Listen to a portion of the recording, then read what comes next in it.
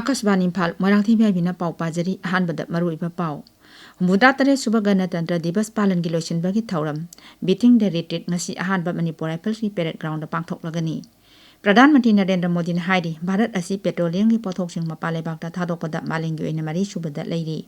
Lakadoriba Parliament budget session gi mangwainana New Delhi da all party meeting hojik pangthokli amasung Bharat amasung European Union ani gi marakta lalon itik amasung aksel gi tongan ba yanache kaya sahi taunaragani.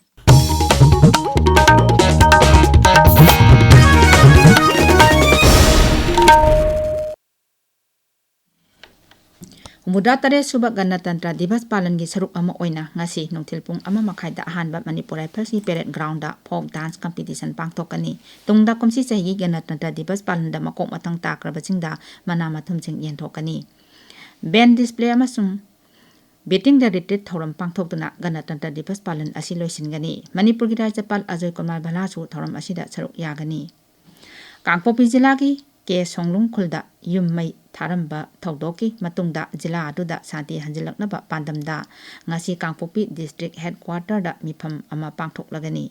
Mifam aduda koki gi CSO sing United Naga Council Jeliarong Union amasung RNPO yauri Hill Area Committee Manipur gi Chairman amasung Nungba Kendra gi MLA Dingang Nunggangmai amadi awangmo niyumai jila aduda santi hanjilaknabagi pandamda phamba mifam aduda saruk yagani. Raija sida popular government ama hanjilhanbada Federation of All Tribal Youth Club Manipurna sagalakli. Organization asina thopa cherol amada hai nauna senggadoriba popular government asigi cabinet mantri singi portfolio yanthokpada singi jila singdagi karakpa MLA singdaju chap chaba khudong chaba pigadabani. Thoram asina raija sida nungsi chanaba amadi tangdu letaba ngamlagani. Coordinating Committee on Manipur Integrity Kokomina lakliba thangja numita pangthokadoriba miyangi asoba khongchat asida saruk yabinaba appeal tawrali Kokomina thopa cherol aman hai Manipur kanba khongchat asi pangthoklaba matung miyangi oiban bifam amasu pangthokani. Beti Bachao Beti Parao initiative ka mari lenana ngasi Pherjol jila da ujara thabagi drive ama pangthokre. District headquarters da pangthokpa thoram adu Pherjol District Administration, District Social Welfare Office amasung District Forest Officer Pherjol Division na punna sinbani. Ngasi ujara thabagi thoram adu da Deputy Commissioner Manwanching, Additional Deputy Commissioner, District Social Welfare Officer in charge Joel Jihawkip saruk yaki. India Meteorological Vibhag hairi Jammu Kashmir, Uttarakhand, Himachal Pradesh amasung Rajasthan da ngasi orange alert laukthokre. Lakadoriba numit nini asidana Delhi, Punjab, Haryana amasung Chandigarh da ingbagi chang khara hengatlaba yai hairi. Tabiriba pawase Akashvani Imphal dagini.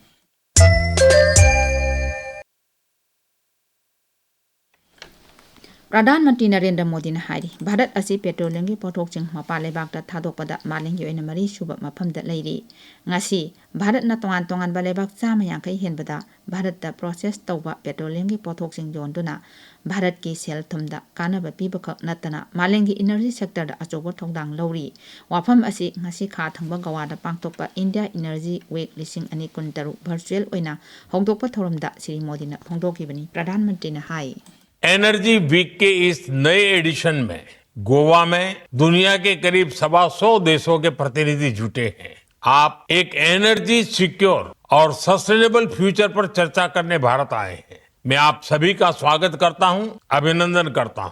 साथियों, India energy week बहुत ही कम समय में dialogue और action का एक global platform बनकर उभरा है। आज एनर्जी सेक्टर के लिए भारत बहुत बड़े अवसरों की धरती है। भारत दुनिया की फास्टेस्ट ग्रोइंग मेजर इकोनॉमी है, यानी हमारे यहाँ एनर्जी प्रोडक्ट्स की डिमांड लगातार बढ़ रही है। इसके अलावा भारत दुनिया की डिमांड पूरी करने के लिए भी बेहतरीन अवसर उपलब्ध करता है। Lakadoriba Parliament budget session gi mangwainana Kendra Sarkar na kauba all party meeting hojik New Delhi da pangthokli. Kendra gi Parliamentary Affairs Mantri Kiren Rijiju na kauba mifam aduda leibak asigi anauba tongan ba wafamsing amasung budget session asida khannagadaba legislative business gi matangda wapam kya khannaragani. Sahi asigi budget session asi hayengdagi hauraga April ani phawba chathagani. Rashtrapati Draupadi Murmuna Lok Sabha amasung Rajya Sabha gi apunba joint session asida Rashtrapati gi basanga loinana haudokani. Masida punna sitting kunthra legani. Kendra gi sel thum mantri Nirmala Sitaramana senba sahi lising ni kuntaru kuntaret ki union budget February amada Lok Sabha da puthok Bharat amasung European Union anigi marakta free trade agreement amasung European Union India Security and Defence Partnership yauna tongan ba hiramda ngasi yanase kaya sahi tongnaragani.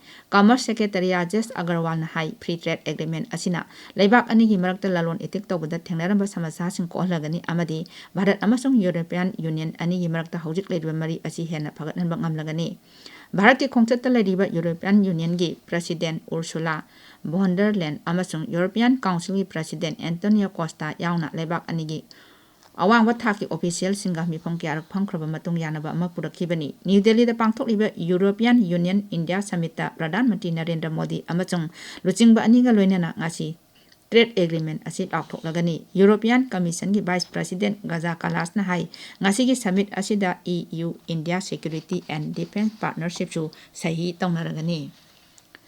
Pakistan terrorism bulebak adugi state policy ni oina sijinaba asi akanba mongda yaningdaba amsung makhata na chathadana United Nations Security Council mifam da Bharat na phongdokre. Bharat ki UN da permanent representative oiriba Rajdut P Harris na ngasi UN gi Security Council mifam da saruk yaraduna hai Pakistan asi terrorism bu sagatuna malengi leibak singda namthak tawduna lakli. Palgam ta misam kuntaru Pakistan na sagatpa terrorist na tamthina hat kraba matung metha da Bharat na operation sindur sathaki. Operation asi saruk ama oina Pakistan amasung Pakistan occupied Kashmir da leiriba terror infrastructure sing target tawki. Makna makhata na hai United Nations Security Council na amata oina terrorism sathariba leibak sing amasung masibu sagatliba miyoi singi mayokta sapsana lepa haina yanakiba adugi matung ina Bharat na khongthang sing asi paikalapani. Sri Harris na Indus Water Treaty gi matang da palladuna hai sai humphumanga gi mamang da Bharat na leibak ani gi marakta afaba mari thamnaba amadi miyebagi minungsi yanglaga Indus Water Treaty asi sahi tawnakibani. Adubu Pakistan satharakliba thawngsing asina treaty asidagi tokna ware lokibani. Pakistan Bharat ki internal politics amasung Jammu Kashmir gi matang da toina UN da pukhalakliba asi maram chate. Jammu Kashmir asi Bharat ki lengba nairaba saruk amani. Numit taruk ni sathagadaba Bharat Parva lising ani kuntaruk ngasi New Delhi da Lok Sabha gi adaksa Ombrella amasung Tourism Mantri Gajendra Singh Shekhawat na hongdokre. New Delhi da Red Fort pangtokpa thorum aduda Sri Belan High Festival asina leibak asigi inakulaba kala sanskriti amasung ऐतिहासिक oiraba mapamsing yauna langkoiba kaya malengi miyamda hena khanganbada sauna mateng oiragani. Festival asida leibak asigi tongan ba rajya sing amasung lamdam singi chatna Nat Nabi Amadi Pijet Chakchana Chingwasing Kaya Uba Pangani. Malengi Kwadagi Sawa Sahigi Oiba Chinjaki Kumai Gulf Food Lising Ani Kuntaruk Dubai Mapam Ani Narang Dagi Hokre. Kumai Asida Sahi Kuntrama Togi Matung da Hanbu Ina Bharatu Saruk Yari. Bharat ki tongan Baraja Kun Mangadagi Punna Exhibitor Sama Humpumato in Kumai Asida Saruk Yari. Mudra Tare Subak Ganatantra Dibas Palan Thorum da Saruk Yaki Bazimbu Opagi Thorum at home reception ngarang New Delhi gi Rashtrapati Bhavan da pangthokre. Kumsi chahi Ganatantra Divas palan da athoiba mitungching oina saruk yakhiba European Council gi President amasung European Union gi Commission gi President yauna saknairaba miyoi kyamrum thorum aduda saruk yakhi. Aroiba maru oiba pau amo Humbudra Tare Subak Ganatantra Divas palan gi loisan bagi thorum beating the retreat ngasi ahanba Manipur Rifles ki parade ground da pangthok lagani. Pradhan Mantri Narendra Modi na hairi Bharat asi petroleum ki pothok sing mapa laibak da thadokpada malengi oina mari suba mafam da leiri. Lakadoriba Parliament budget session gi mangoina na New Delhi da all party meeting hojik pangthori amasung Bharat amasung European Union ani gi marakta lalon etik amasung ngaksel gi tongan ba yanase kaya sahi tongnaragani pauloijare.